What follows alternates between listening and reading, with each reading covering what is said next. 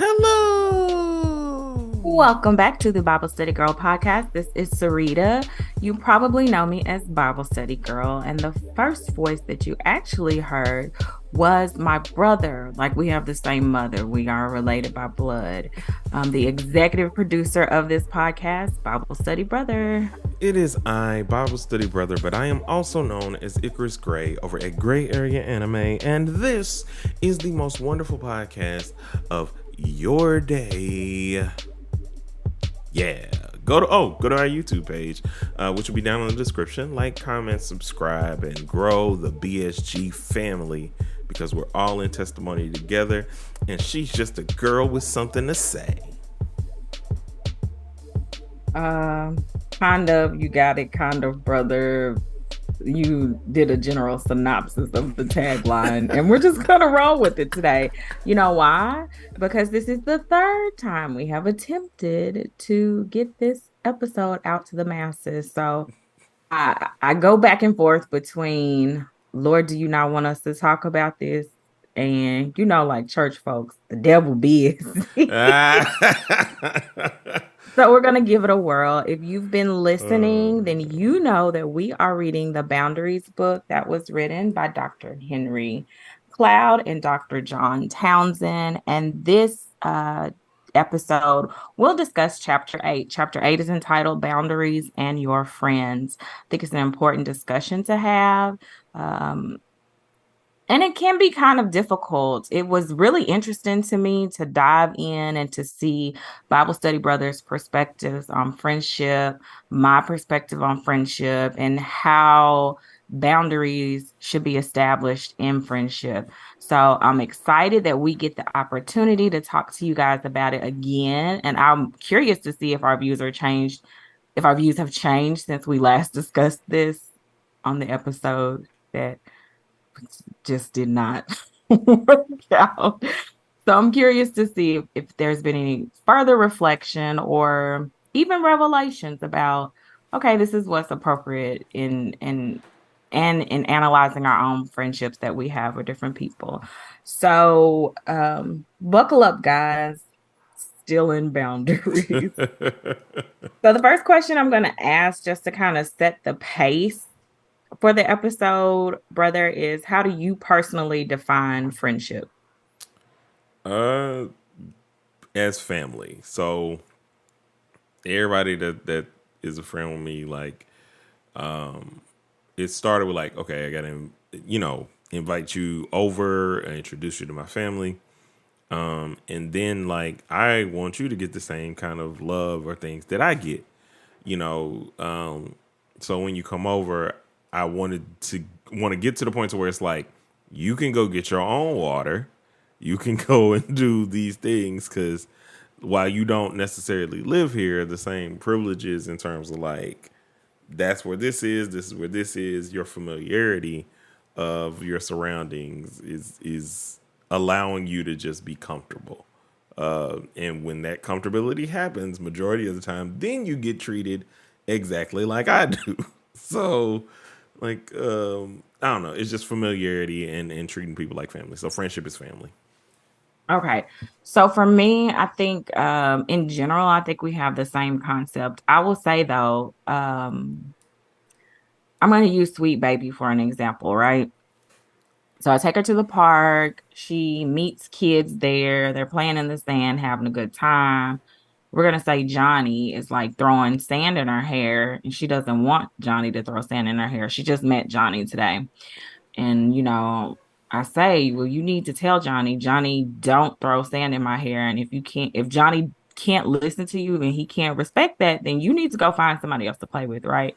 So we leave the playground and she's just talking about all her friends that she's made and all these friends. And I am like, well, those kids aren't your friends. They're kids that you had a good time with, but you just met them. They're not really friends.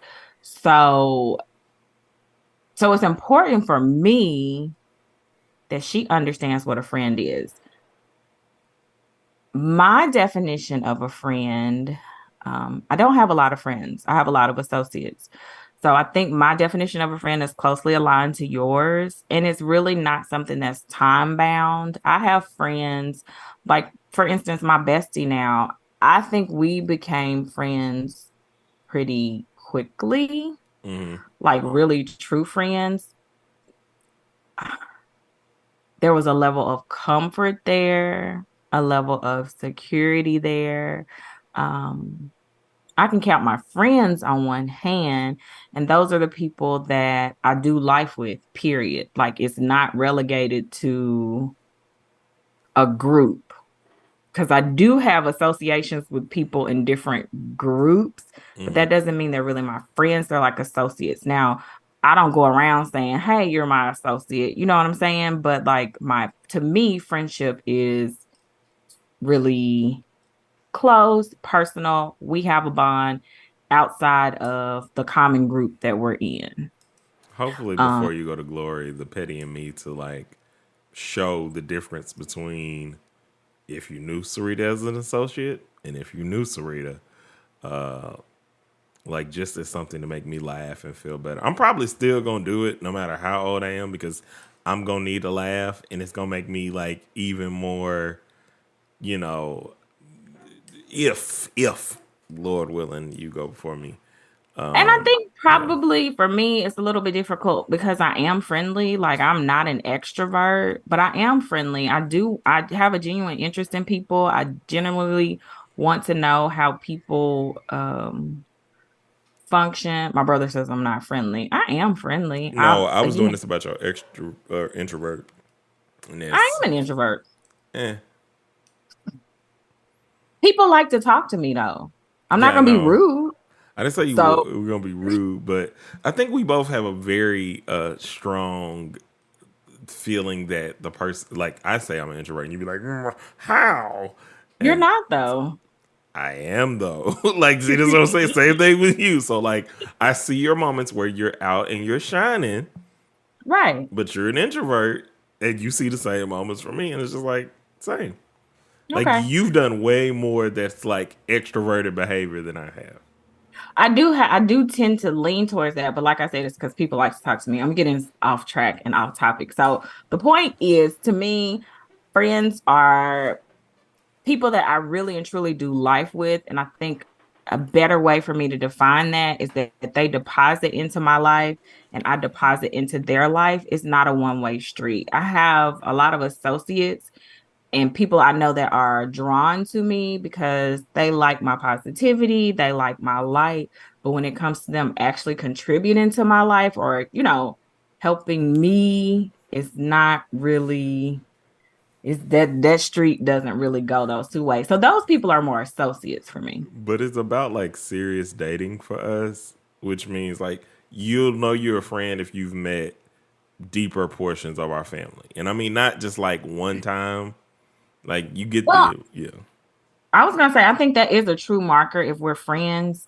If we are friends, you spent time with my family because I spend a lot of time with my family. And Hmm. if you haven't spent time with my family, we're probably not friends. We're associates. It doesn't mean I don't like you, but it means that you are, you know what I'm saying? Like you're sectioned off in a group Yeah, because yeah. we do a lot of life with family. Okay, and I think the reason I don't think I know the reason I wanted to really define friendship is because this chapter Dr. Cloud and Dr. Townsend take time to discuss what is truly friendship. And a lot of times, like in the church and in the church community, we are part of like you get together with the choir, and the choir goes out and does a lot of stuff.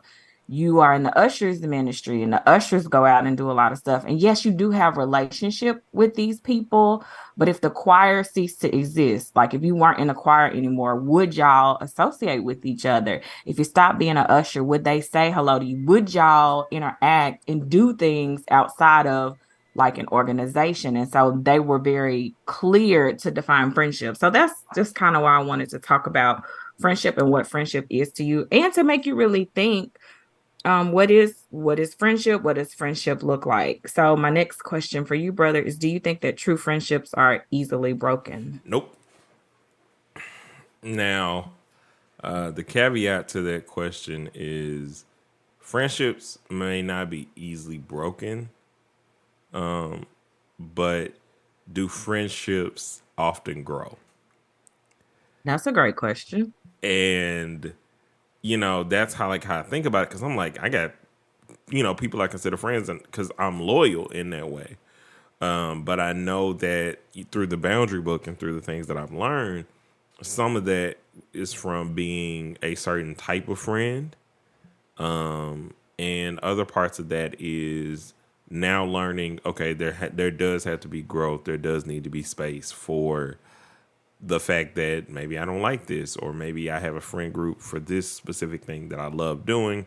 Then I have another friend group for this, and like maturing in a way of understanding that friendships aren't just based on how long you've been a friend with somebody. Correct. I think that's a great point to bring up. And I don't, like I said earlier, I don't think there's anything wrong with having different friends, quote unquote, friends or associates with different groups to do different things. And I think that's healthy. I think it keeps you from being boxed in and only having one friend or one source of connection. I think connection is so important for us as humans. We need socialization. I say all the time that I'm an introvert. However, I do have relationship with a lot of different people, and I think all those relationships help me function, and they all have a different purpose, and I think they all refine me in different ways, and I think that's necessary. When you talk about growth, um, one thing I love about this chapter that really was beautiful to me is they talk about the fact that a lot of times people feel like friendships can be easily broken, and that's why you don't want to establish boundaries, right? Mm-hmm. And we think friendships can be easily broken because, well, this person is not related by blood. But to me, they illustrate the beautiful point that you have friendships with people that you desire to be in relationship with. Mm-hmm. I don't get to choose my family. I'm born into my family. So I have to learn how to navigate those relationships. But the beautiful thing about a friendship is that person is spending time with you because they want to be with you. They desire to be with you. And as your relationship grows, there's just there's a trust that builds over time. And there is, to me, almost like there's more authentic relationship because I'm making a choice. I'm making a choice to continue to fellowship with you, to be in relationship with you, and to do life with you. And so when you're making that choice, it's not something that can really easily be broken. It's not, because this is a friendship and this is what we're choosing to do together.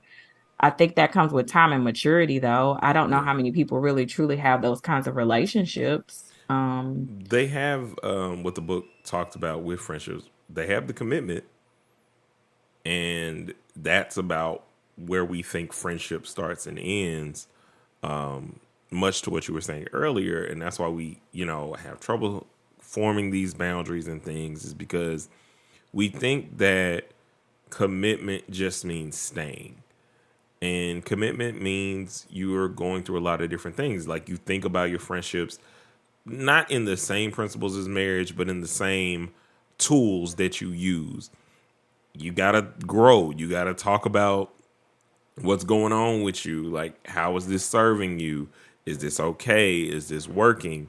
And we're not often told that. We're just pushed the commitment aspect of, like, staying around. And yeah, well, like when you were talking earlier, your experience to me is what gives you the gift to be able to give a testimony to Jade about friends. But we don't know that. They always will make, well, friends are gonna, and we're forming bad boundary habits because that's, Oh, they're just incredibly gonna, bad. they're just gonna grow, or they da da da da, or they were just playing. They didn't mean and they did. They're not like even getting anything for their getting any consequences for their actions at that point, because somewhere along the line, well, kids will be kids. Well, do you know what you did wrong, Johnny, or whatever? And they don't, and then we just grow into dysfunctional adults who can't properly understand the complexity that is commitment, and it doesn't just mean staying. Right. It doesn't just mean staying. I think that was a beautiful point. So the book goes through, I think about this chapter goes through four different conflict issues you can have in friendship. And they do a beautiful job of giving you a blueprint to figure out what's the problem in this relationship and how can I solve it. Brother, did you want to share one conflict that you found interesting or anything compromise? Um, Mm, you interesting. don't Well, have to. I, Let me read these real quick and then you can say what you want to say about friendship. So, okay. like I was saying earlier, they give a beautiful way to kind of figure out how to resolve conflict in friendships. And it's the same questions for each scenario. You would just have to read it for yourself to see if anything sticks out to you in your relationships with your friends. So the first thing they want you to do is called a boundary checklist. Um, you look at the symptoms. What are the symptoms of our friendship, our relationship that are just off a little bit? What are the things that are bothering me?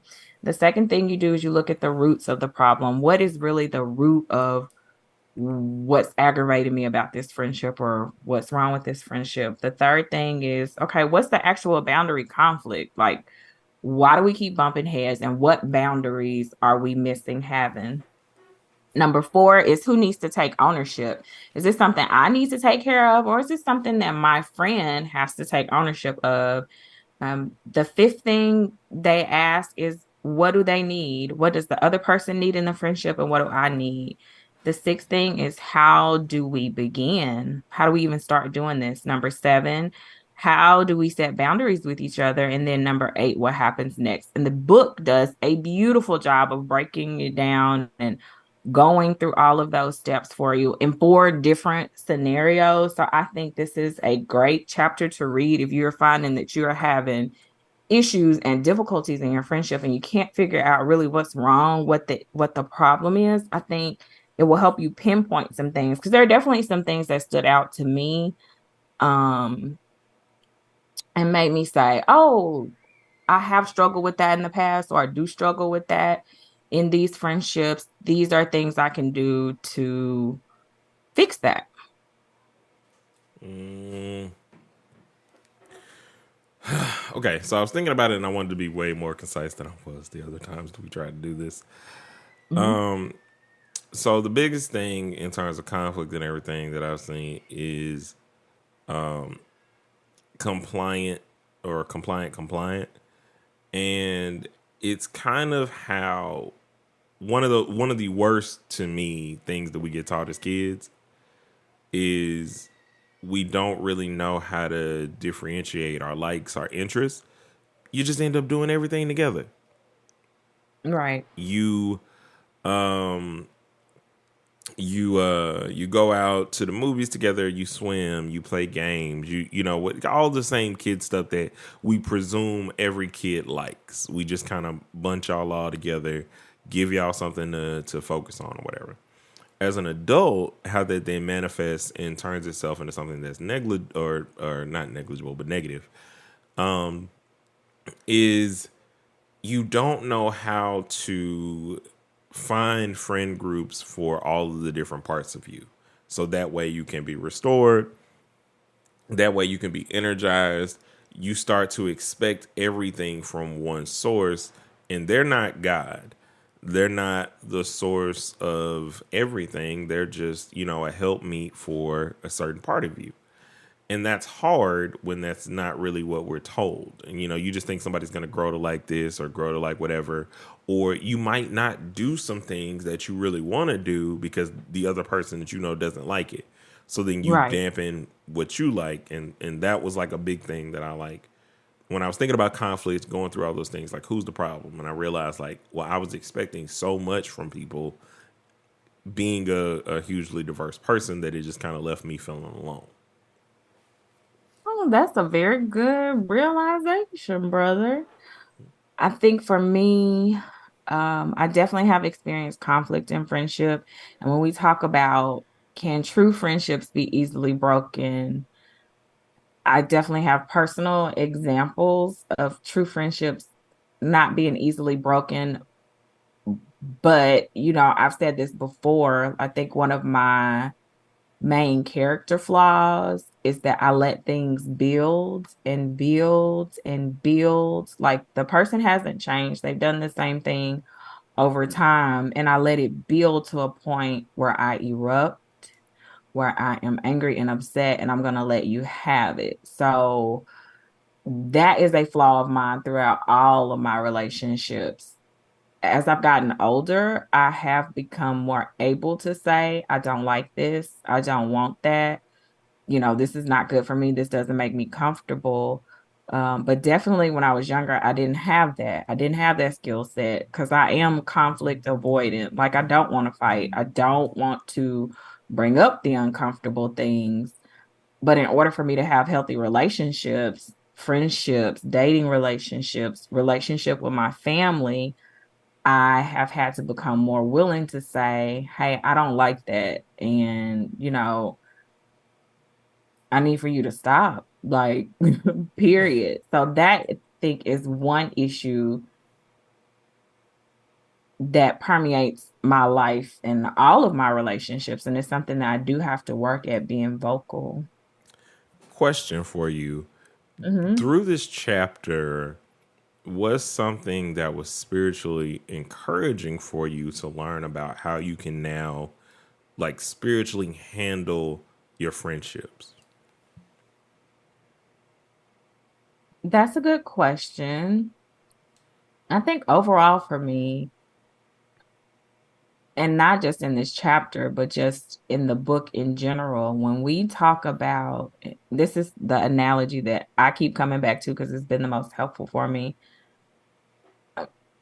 I have to be responsible for my house, right? And all that God has given me. I'm responsible for what goes on within the boundaries that he's established for me in my house. And so I think even me talking about being more vocal spiritually, yes, it's hard for me to do it, but I'm responsible for this house. Like, I have to take ownership of the relationships I have. And so God wants me to be a good steward, not just of my money, but of my time, of my talents, Yeah. of the way that I treat people. And so I think that is a running theme for me reading this book.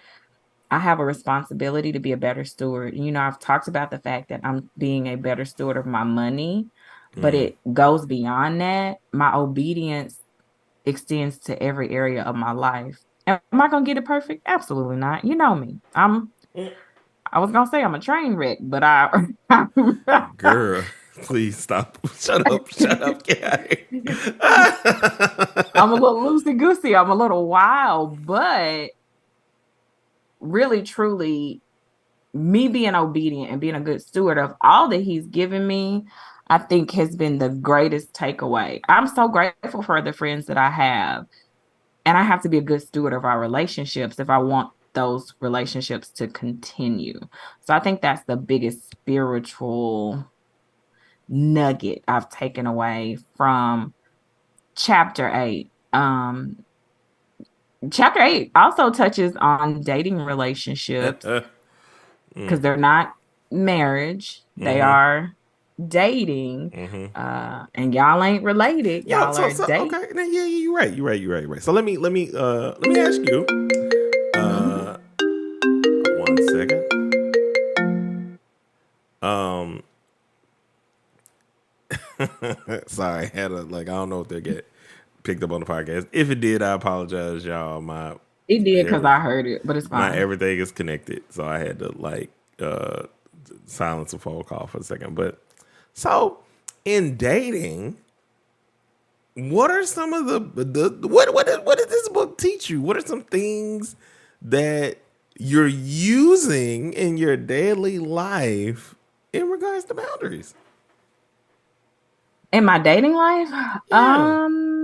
I think one thing for sure that stands out to me is that you have to be honest and transparent, and you have to discuss what you are comfortable with, Mm. like what you're comfortable with happening and what you are not comfortable with happening.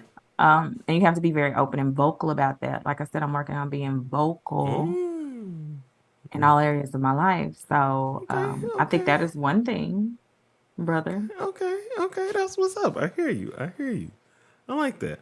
That's all. That's all I want. I wanted you to give some people some advice as being a young single woman who's out here dating. You know.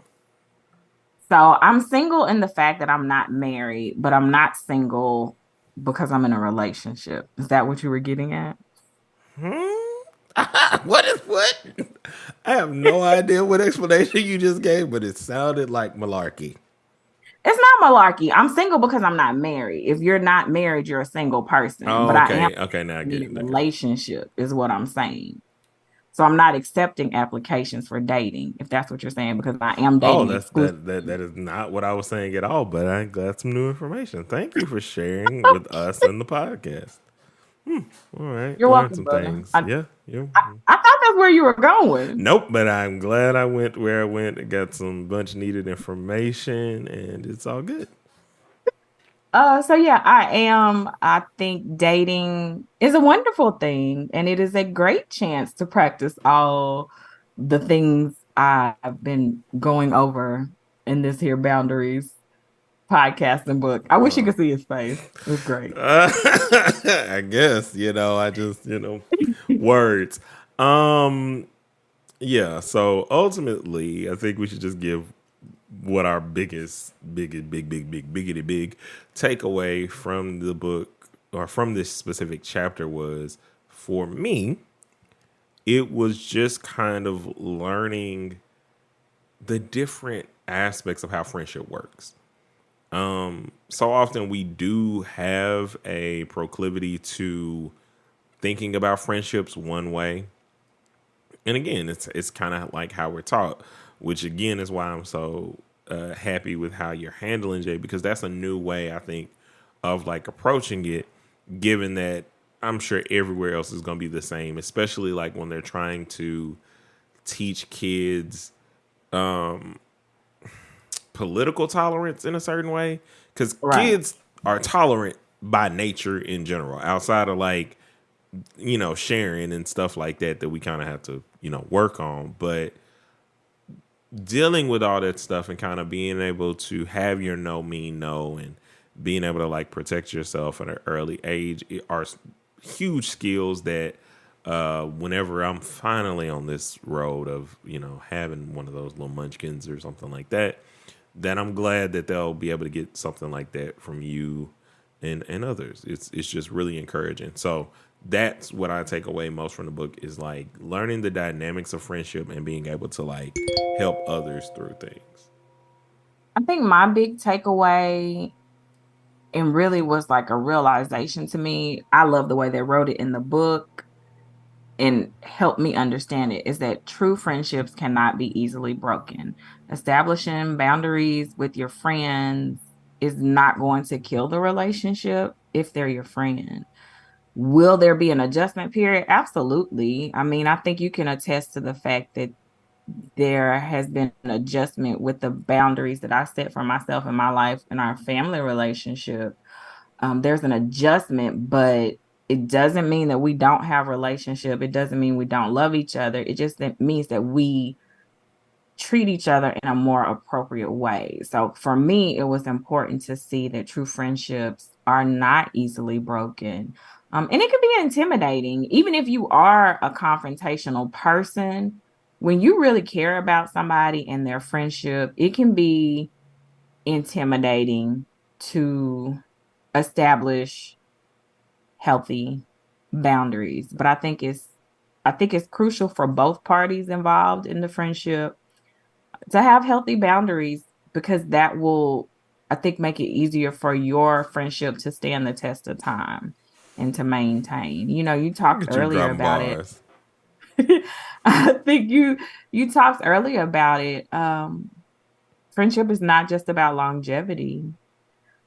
It is truly about growing together. And I really don't think a lot of people have friendships where they're growing together. I think a lot of people have good associates, but not really true friends. So that's what I got. Broski. Okay. Well, we appreciate that, and we appreciate you all for joining us for this BSG Book Club Boundaries Chapter 8 podcast accompaniment episode. If you would like to follow us on the socials, please remember that they are all down in the link in the description. The biggest one is go subscribe to our YouTube. There's a lot of content coming and is available now. You can watch the entire Purpose Driven 40-day Purpose Driven Life series in a playlist that is up right now to kind of give you just some encouragement for living a life that is filled with God's purpose for your life, and leading you down a path that will ultimately bring you way more joy and abundance than you've ever experienced. We thank you for joining us, and remember that it is not I that preach or you that preach, but we preach. And until we meet again, guys, keep preaching.